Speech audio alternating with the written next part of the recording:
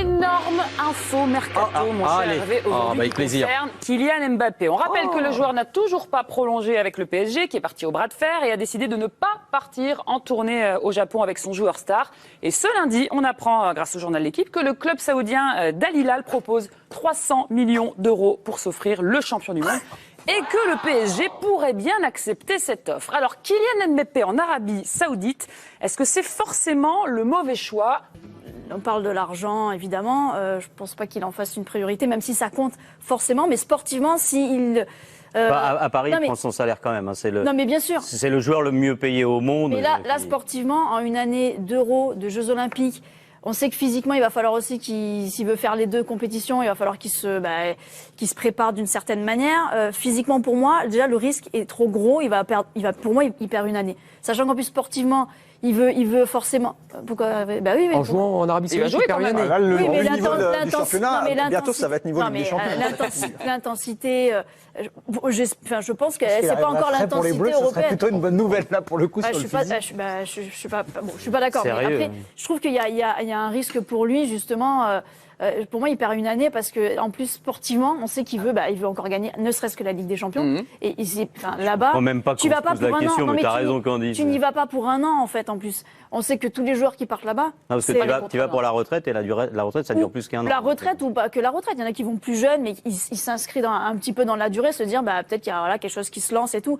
Mbappé, il va pas y aller pour un an, pour repartir, juste prendre un chèque et repartir. Non, mais là, tu parles. Pour moi, c'est un trou dans ça serait un trou dans sa carrière. Non, mais je vois ce que tu veux dire. Mais là, je trouve que tu parles dans un monde idéal. Le monde idéal qui serait Mbappé peut jouer au football l'année prochaine. Là, évidemment, tout le monde, il n'y a pas une personne ici qui va dire vaut mieux aller en Arabie Saoudite plutôt qu'au Real Madrid ou même au jouer au PSG. Ça, c'est certain. Maintenant, il faudrait comprendre à quel point le président du Paris Saint-Germain ou le Qatar, de manière plus globale, a décidé de dire s'il ne prolonge pas, il ne jouera pas. Et s'ils sont capables... C'est vraiment possible, ça. Mais t'es sérieux ? Non, mais t'es sérieux ? S'ils sont capables de le faire, attention, moi, j'ai pas de certitude. Moi, j'en sais rien. J'en sais rien. La seule chose, tu viens de corriger... Non, mais je t'explique, il y a plusieurs possibilités. Il n'y a pas de certitude dans la vie, surtout en matière de football, parce que personne m'aurait dit qu'il ne serait pas allé au Japon.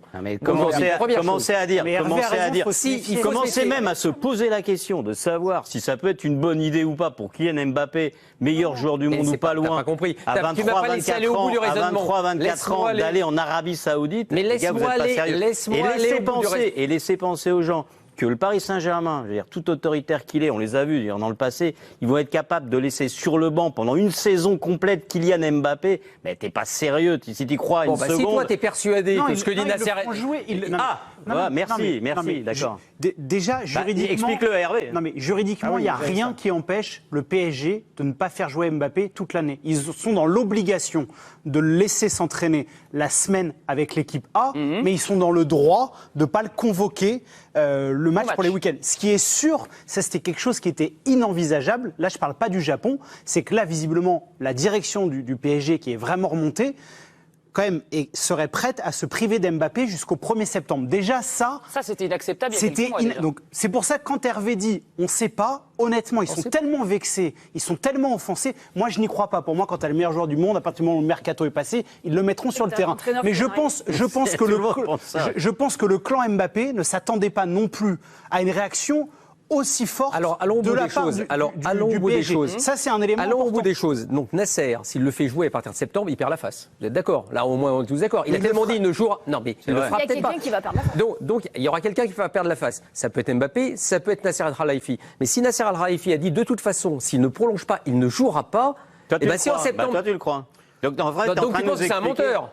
Toi, de départ, pour l'instant, il est dans une stratégie d'essayer de mettre une pression terrible sur Mbappé, de créer un climat. Si tu ne me laisses pas parler les autres, c'est toi qui parles depuis tout à l'heure. Où il va y avoir des offres et il finit par y en avoir, ce qui n'était pas le cas jusque-là, parce que tout le monde pensait qu'Mbappé allait faire sa dernière saison, et attendre 2024 pour attaquer le dossier. Là, on voit bien qu'il y a des clubs qui sont en train d'attaquer le dossier. Donc déjà, il a déjà gagné ça, Nasser. Mais si tu crois une seule seconde qu'il va laisser le meilleur joueur du monde sur le banc pendant pendant un an. Il serait totalement ridicule, grotesque pour son club, grotesque à la lumière de ce qu'est le football aujourd'hui. Il va passer pour un abruti auprès de la planète entière et tu penses qu'il va le faire.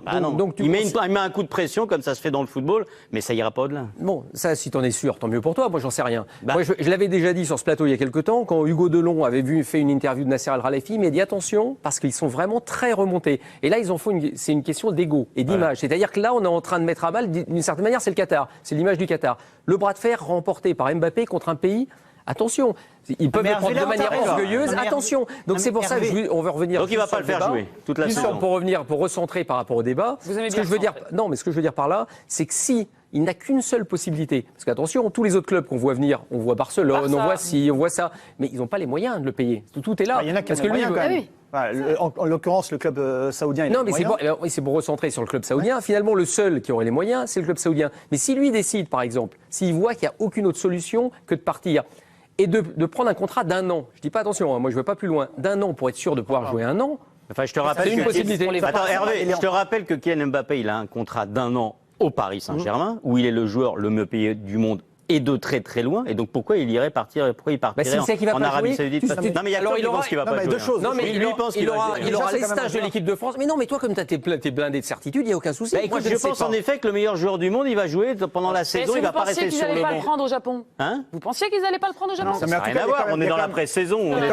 Les matchs n'ont pas démarré. Kylian Mbappé, qui est un joueur dont on connaît l'obsession pour tout ce qui est statistique, record, etc. C'est pas en partant dans la Ligue saoudienne qu'il va remporter le Ballon d'Or. On est tous d'accord là-dessus. Donc déjà, ça c'est un point. Sur le banc de touche non plus. Mais il restera pas sur le banc de touche. Mais puisque vous êtes sûr, mais moi ça me pose pas de problème. C'est peut-être vrai, mais moi je. Pour moi, l'autre élément important dans cette nouvelle, de cette offre-là, c'est surtout que ça change un petit peu la donne sur l'affaire. C'est-à-dire qu'aujourd'hui, le Paris Saint-Germain, il y a une offre, ils vont pouvoir dire. À un moment, si le Real, effectivement, sort du bois, il y a quand même une offre à 300 millions. Votre offre à 50 millions, déjà, elle n'existe pas.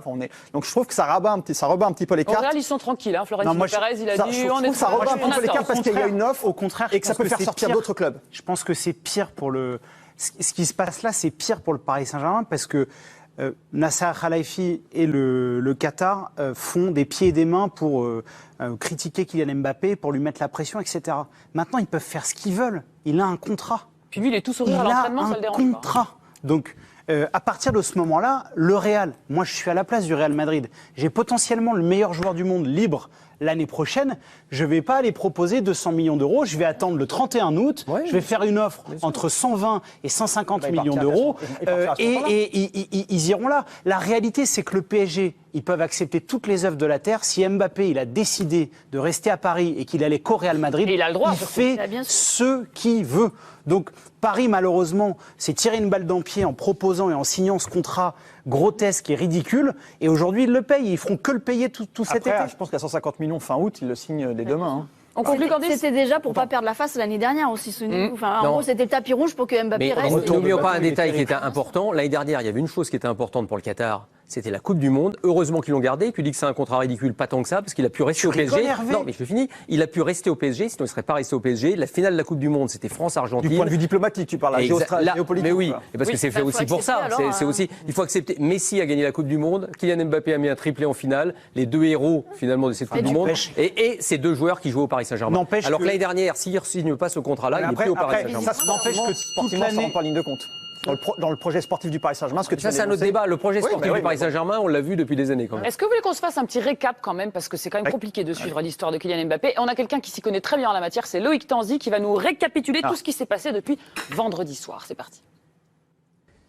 Depuis vendredi soir et depuis l'annonce du Paris Saint-Germain de mettre à l'écart Kylian Mbappé, de ne pas le convier à la tournée promotionnelle au Japon et en Corée du Sud, le marché s'est emballé autour de Mbappé. Il y a d'abord eu une première offre orale de la part d'Al Hilal en Arabie Saoudite de 300 millions d'euros et cette offre orale s'est traduite par une proposition écrite ces dernières heures auprès du club parisien. Toujours 300 millions d'euros, offre qui a été acceptée par le Paris Saint-Germain. Le Paris Saint-Germain qui a autorisé dorénavant le club d'Arabie Saoudite à discuter directement avec Kylian Mbappé et ses agents et représentants. Aujourd'hui, on doute clairement que Mbappé puisse accepter l'offre d'Arabie Saoudite. le PSG compte un petit peu plus sur certaines offres de clubs européens comme Manchester, Chelsea, Tottenham, l'Inter Milan ou encore Barcelone. Il y a eu un rendez-vous aujourd'hui téléphonique entre Nasser Al-Khelaifi et un dirigeant de Barcelone. Barcelone qui aimerait mettre des joueurs dans la balance pour faire baisser le prix du transfert parce que Barcelone a des soucis financiers. Donc là encore, c'est une hypothèse qui est très difficile aujourd'hui à imaginer du côté de Mbappé. Et il y a des clubs comme l'Inter, Tottenham, c'est pas des clubs auxquels on pense quand on pense à une destination pour Mbappé. Ben eux, ils espèrent un prêt du côté de Mbappé avec une grosse somme d'argent investie sur un prêt d'1 an pour essayer de faire jouer Mbappé tout simplement juste 1 an dans ces clubs-là. En attendant, on attend toujours de voir quelles seront les idées du Real Madrid dans ce marché des transferts. Il y a eu au moins un agent qui a été mandaté entre les deux parties pour commencer les discussions entre le Real et le Paris Saint-Germain. Mais pour le Real Madrid, plus le temps passe, plus ça fait les affaires du club madrilène, puisque plus le prix, certainement en toute fin de mercato, baissera pour Mbappé. Merci beaucoup Loïc Tanzi, on a hâte d'être au prochain épisode. Décidément, on ne s'ennuie pas avec ce club.